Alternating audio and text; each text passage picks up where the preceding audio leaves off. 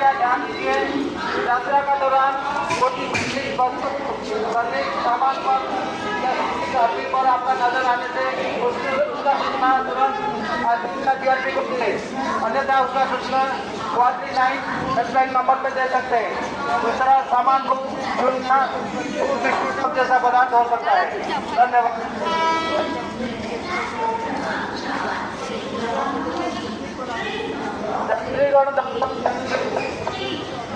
समय ଆପଣଙ୍କର କୌଣସି